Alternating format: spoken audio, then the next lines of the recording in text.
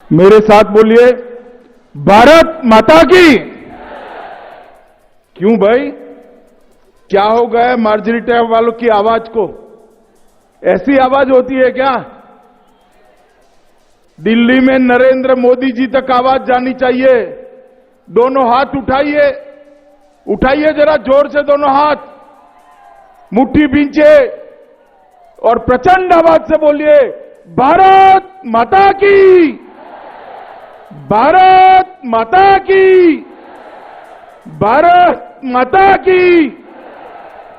मंच पर उपस्थित भारतीय जनता पार्टी के असम के मुख्यमंत्री सर्बानंद सोनोवाल जी, असम के वित्त और स्वास्थ्य मंत्री मेरे मित्र डॉक्टर हेमंत बिस्वा शर्मा जी, हमारे लोकप्रिय सांसद मंत्रिपरिषद में साथी रामेश्वर तेली जी, यहां पर उपस्थित मार्जरीटा के लोकप्रिय विधायक श्री भास्कर शर्मा जी, भास्कर खड़े हो जरा, आगे आओ भाई, ताली बजाओ सब लोग भास्कर के लिए। डिगबोई के हमारे प्रत्याशी सुरेन फुकन जी, सुरेन जी के लिए भी सभी लोग ताली बजाओ भाई। श्री शिवजी दुबे जी, भावेन शर्मा जी, कुशकांता बोरा जी, और आज इतनी बड़ी संख्या में आए हुए प्यारे भाइयों बहनों माताओं, सभी को मेरा प्यार भरा नमस्कार। मित्रों, आज हम यहां पर आने वाली असम विधानसभा के चुनाव में अगली सरकार किसकी बनेगी, इसका निर्णय करने के लिए इकट्ठा हुए हैं। कुछ ही दिनों में आप सबने 5 साल तक असम का शासन किस पार्टी के हाथ में रहेगा, किस व्यक्ति के हाथ में रहेगा, वो तय करना है। और आपके सामने 2 विकल्प है। एक विकल्प है मोदी जी के नेतृत्व में, सर्बानंद हेमंत के नेतृत्व में भारतीय जनता पार्टी और आसाम गण परिषद, ये एक विकल्प है। और दूसरा विकल्प है राहुल गांधी के नेतृत्व में कांग्रेस पार्टी और अजमल साहब का विकल्प है। आप बताओ भाई, आसाम का भला मोदी जी कर सकते हैं या बदरुद्दीन अजमल कर सकते हैं, राहुल गांधी कर सकते हैं? कौन कर सकता है बताओ भाई, जोर से बताओ, कौन कर सकता है? मित्रों, ये चुनाव आसाम के भविष्य का निर्माण करने का चुनाव है। ये चुनाव आसाम के युवाओं के भविष्य का निर्णय करने का चुनाव है। और ये चुनाव आसाम के गौरव को आसमान तक पहुंचाने का चुनाव है। आज मैं यहां आया हूं, तब ये तिनसुकिया जिले के ही डॉक्टर भूपेन हजारिका को मैं जरूर याद करना चाहता हूं मित्रों, क्योंकि भूपेन हजारिका वो व्यक्ति थे जिन्होंने आसाम के संगीत और संस्कृति को दुनिया भर में सम्मान दिलाने का काम किया था। कांग्रेस को 15 साल तक यहां से आपने प्रधानमंत्री दिया, डॉक्टर मनमोहन सिंह 15 साल तक प्रधानमंत्री रहे, मगर भूपेन हजारिका को भारत रत्न देने का काम नहीं किया।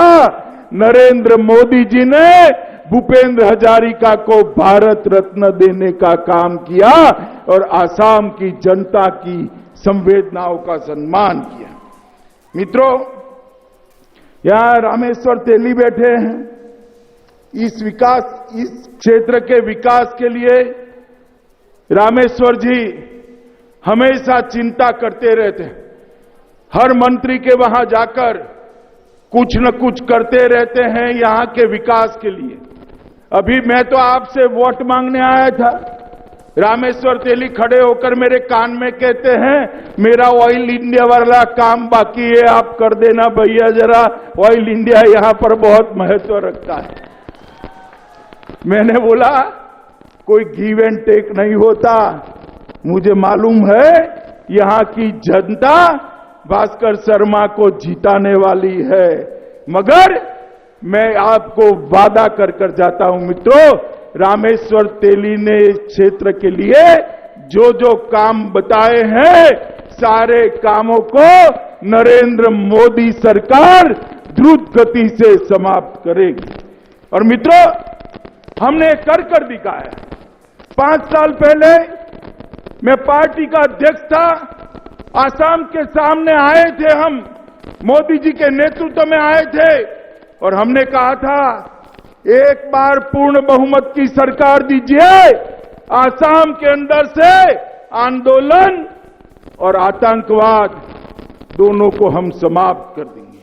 और मित्रों, मैं गर्व के साथ कहता हूं कि 5 साल के बाद आसाम में ना आंदोलन है ना आतंकवाद है, शांति के साथ विकास ही विकास चल रहा है। हम जो कहते हैं वो हम करते हैं मित्रों। और कांग्रेस पार्टी वो आएंगे, आपको अलग अलग जाति की बात करेंगे, अलग अलग समुदाय की बात करेंगे, लोगों के बीच में मनमुटाव, भेद, झगड़ा लगाने का प्रयास करेंगे। वो उनकी राजनीति की पद्धति है। राहुल बाबा, आपकी पद्धति आपको मुबारक हो। हम तो नरेंद्र मोदी जी के सबका साथ, सबका विकास, सबका विश्वास के नारे पर चले हैं और उसी नारे पर 5 साल में यहां पर विकास हुआ है। मुझे आज यहां के सारे लोग मार्गरेटा वाले बताएं कि भाई आपको हिंसा चाहिए या शांति चाहिए? जोर से बोलो, हिंसा चाहिए या शांति चाहिए? बंदूक चाहिए या रोजगार चाहिए? मित्रों, पढ़ा लिखा डॉक्टर युवा चाहिए या आतंकवाद के खप्पर में मरने वाला युवा चाहिए? डॉक्टर युवा चाहिए ना? घुसपैठ चाहिए या विकास की ट्रेन चाहिए? बताइए, घुसपैठ चाहते हो आप? मुझे एक बात बताओ भाई, ये राहुल बाबा अपनी गोदरी में बदरुद्दीन अजमल को लेकर घूमते हैं, वो घुसपैठ रोक सकते हैं क्या? जोर से बोलो, रोक सकते हैं क्या? बदरुद्दीन को साथ में रखकर आसाम सलामत रह सकता है क्या? जोर से बोलो, रह सकता है क्या? मित्रों, मैं आज इस सभा के माध्यम से पूरी आसाम की जनता को वादा करने आया हूं, एक और 5 साल दे दीजिए, घुसपैठ आसाम के लिए भूतकाल बन जाएगी, पास्ट बन जाएगी, यहां कभी घुसपैठ नहीं होने वाला। मित्रों, ये 5 साल हमारी सरकार चली। आमतौर पर चुनाव आता है और विपक्ष के भाषण सुनते हैं तो सरकार के भ्रष्टाचार के किस्से सुनाई पड़ते, मगर हमारे सर्बानंद और हेमंत बिस्वा शर्मा ने ऐसी सरकार चलाई है कि 5 साल तक विपक्ष भी हम पर भ्रष्टाचार का आरोप नहीं लगा सकता। मित्रों, भ्रष्टाचार का आरोप नहीं लगा सकता। एक पारदर्शी सरकार चलाने का काम हमने किया है। मित्रों, हमने ढेर सारे विकास किए। तिनसुकिया जिले में नामचिक नदी पर आरसीसी पुल बनाने का काम किया, जगुन नामचिक मियामो सड़क का निर्माण पूरा किया। आपने कभी कल्पना की थी कि तिनसुकिया में मेडिकल कॉलेज आएगा? तिनसुकिया में मेडिकल कॉलेज बनने की शुरुआत हो गई है। हर साल 100 बच्चे हमारे डॉक्टर बनकर गरीबों की सेवा करेंगे। मित्रों, ये चाय बागान का क्षेत्र है। कांग्रेस पार्टी, उनके नेताओं को जब चुनाव आता है चाय बागान याद आता है। मैं पूछना चाहता हूं कि 15 साल तक यहां आपकी सरकार थी, 10 साल तक केंद्र में सरकार थी, 10 साल तक केंद्र में प्रधानमंत्री आसाम से भेजे थे, मगर चाय बागान के लिए आपने क्या किया? मित्रों, आज मैं कहना चाहता हूं कि हमारी सरकार ने चाय बागान में मजदूरी मुआवजा योजना के तहत गर्भवती महिलाओं के लिए 12,000 रुपया देने का काम शुरू किया है और वो सीधा उसके बैंक अकाउंट के अंदर पहुंचता है। इसके साथ साथ अब तक 47,000 से ज्यादा गर्भवती महिलाओं को इसका फायदा दिया है और अब ये राशि बढ़ाकर 18,000 करने का काम किया है। उनको किफायती पोषण और पोषण सहायता के उसमें लगभग 6,46,000 परिवारों को सस्ता अनाज पहुंचाने का काम ये भारतीय जनता पार्टी की सरकार ने किया है। स्वसहाय जूथ है, सेल्फ हेल्प ग्रुप है, उनको 25,000 रुपया देने की सहायता भारतीय जनता पार्टी की सरकार ने की है। मित्रों, उद्यमशीलता पैदा करने के लिए शहीद दयालदास पनिका स्वनियोजन योजना के तहत 40 करोड़ रुपया युवाओं के लिए आवंटित किए हैं और उसमें से ढेर सारा रुपया खर्च भी हो गया है। मित्रों, लगभग जनजातियों की ज्यादा संख्या वाले तिनसुकिया जिले में अकेले में 11,142 सर्टिफिकेट देने का काम हमने समाप्त कर दिया है और अभी अभी मोदी जी एक 3,000 करोड़ की योजना लेके आए हैं जिसके तहत स्कूल, रहने का मकान और अच्छे अस्पतालों का निर्माण चाय बागान क्षेत्र में आसाम के लिए विशेष करने का निर्णय नरेंद्र मोदी सरकार ने किया है। मित्रों, अभी अभी हमने यहां पर वेतन बढ़ाने के लिए भी बहुत बड़ा निर्णय किया है और 8 सीट चाय बागान के बच्चों के लिए MBBS में रिजर्व करने का काम किया है। भाजपा सरकार द्वारा 130 मोबाइल मेडिकल यूनिट यहां पर तैनात किए गए हैं जो 445 चाय बागानों में उसकी सेवा दे रहे हैं। अब तक 40 लाख से ज्यादा चाय बागान कर्मचारियों ने इसका फायदा दिया है और मित्रों, सीधा बैंक अकाउंट खोलने का काम ये भारतीय जनता पार्टी की सरकार ने किया है जिसके माध्यम से बिचौलिए के बगैर श्रमिकों को अपना पैसा सीधा मिलता है। मित्रों, चाहे काजीरंगा का हमारा जंगल हो, चाहे सत्र भूमि हो, एक घुसपैठियों ने अतिक्रमण कर रखा था। एंक्रोचमेंट के कारण आसाम की जनता का अधिकार जाता था। भारतीय जनता पार्टी की सरकार, मुख्यमंत्री सर्बानंद सोनोवाल और हेमंत बिस्वा शर्मा ने सत्र भूमि में से भी घुसपैठियों का अतिक्रमण हटाया और काजीरंगा में से भी घुसपैठियों का अतिक्रमण हटाने का काम किया है। मुझे बताइए भाई, इतने साल से कांग्रेस की सरकार थी, कभी ये कर पाए थे क्या? ये करना चाहते थे क्या? वो कभी नहीं चाहते क्योंकि उनको तो घुसपैठियों में अपना मत नजर आता है, वोट नजर आता है। Bharatiya Janata party vote bank की राजनीति नहीं करती। हम चुनाव जीतने के लिए बदरुद्दीन अजमल को लेकर समाधान नहीं कर सकते हैं। मित्रों, कांग्रेस पार्टी किस प्रकार की पार्टी? केरल में उन्होंने समाधान कर दिया मुस्लिम लीग के साथ, जिस मुस्लिम लीग ने देश को तोड़ने का काम किया, इसके साथ समाधान किया। यहां बदरुद्दीन अजमल के साथ समाधान किया।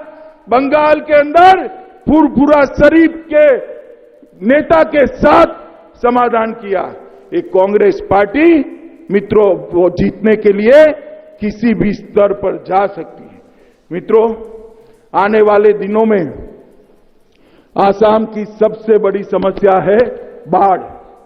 मैं आज इस सभा के माध्यम से पूरे आसाम की जनता को आश्वस्त करने आया हूं कि एक 5 साल हमें और दे दीजिए, आसाम को बाढ़ मुक्त बनाने का काम भारतीय जनता पार्टी की सरकार करेगी। हमने सैटेलाइट इमेज से न केवल आसाम, पूरे नॉर्थ ईस्ट के इलाकों का एक सर्वे किया है और बाढ़ को बड़े बड़े सरोवरों में, बड़े बड़े तालाबों में कैसे बदला जा सकता है उसका नक्शा बनाया है। और ये बड़े बड़े तालाब और सरोवर जो बनेंगे वो यहां पर दुनिया भर का पर्यटन भी लाएंगे। हम बाढ़ मुक्त आसाम का वादा करते हैं। मित्रों, हमने कहा था आसाम को घुसपैठियों से मुक्त करेंगे, वो काम लगभग समाप्त हुआ है। घुसपैठ अब करना बहुत दिक्कत हो गई है। हमने कहा था आसाम को आतंकवाद से मुक्त करेंगे, लगभग 2000 से ज्यादा लोगों ने हथियार डालकर मेन स्ट्रीम में आने का काम किया है। बोडो समझौते के बाद अब आसाम के अंदर आतंकवाद भूतकाल बन गया है। हमने कहा था आसाम को आंदोलन से मुक्त करेंगे। मित्रों, आसाम के अंदर हमने आंदोलन के नाम पर युवाओं की हत्या नहीं करी। ये कांग्रेस पार्टी ने सैकड़ों आसामी युवाओं का आंदोलन के वक्त गोली चलाकर उनको मारने का काम किया था। और वो आंदोलन करने वाले, वही आंदोलन करने वाले आज कांग्रेस को जिताने के लिए वोट कटवा बनकर निकले हैं। आसाम की जनता को इनको जानना चाहिए। आंदोलन पर गोली चलाने वाले और आंदोलन करने वाले दोनों भाजपा को हराने के लिए इकट्ठा होकर आए हैं, मगर हमने आसाम को आंदोलन से भी मुक्त किया है और हम आसाम को बाढ़ से भी मुक्त करने का काम ये भारतीय जनता पार्टी की सरकार करेगी। मित्रों, ढेर सारे काम नरेंद्र मोदी सरकार ने यहां पर किए हैं। ब्रह्मपुत्र नदी पर 6 ब्रिज बनाए गए। एक ब्रिज के बाद दूसरा ब्रिज बनाने में 30 साल का इंतजार करना पड़ा। कितने साल का भाई, जरा जोर से बोलो। 30 साल तक नहीं बना।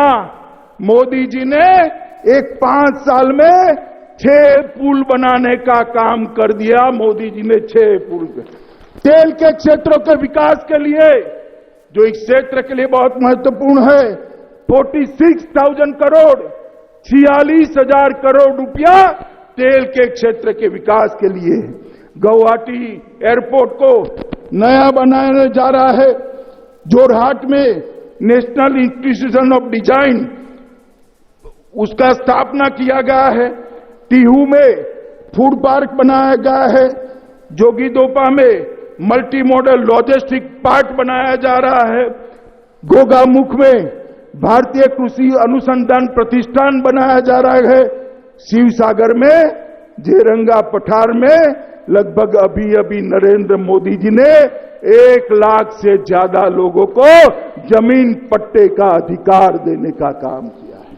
मित्रों, गैस की रॉयल्टी, मुझे याद है वित्त मंत्री बनने के साथ ही हेमंत बिस्वा शर्मा उस वक्त में पार्टी का अध्यक्ष था, आए थे कि साहब हमारे 8,000 करोड़ रुपया फंसा हुआ है।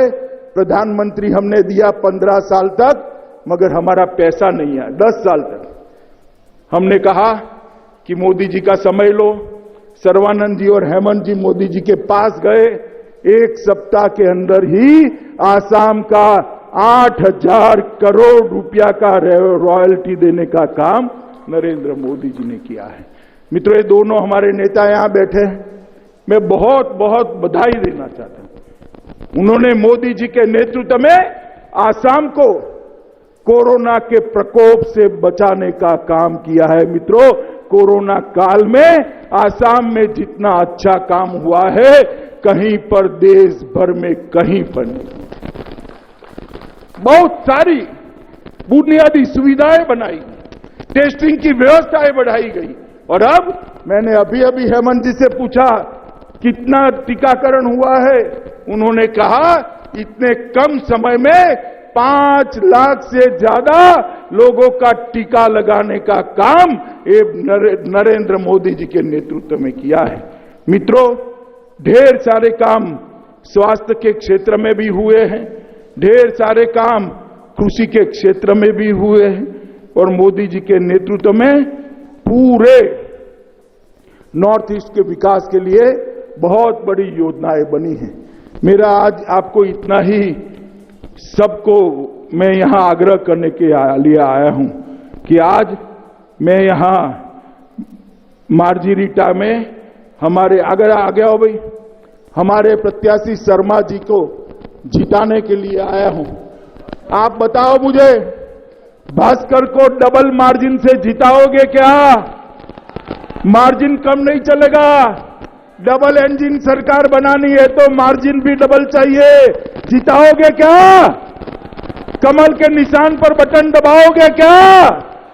आसाम में फिर से भाजपा सरकार बनाओगे क्या? मोदी जी के हाथ मजबूत करोगे क्या?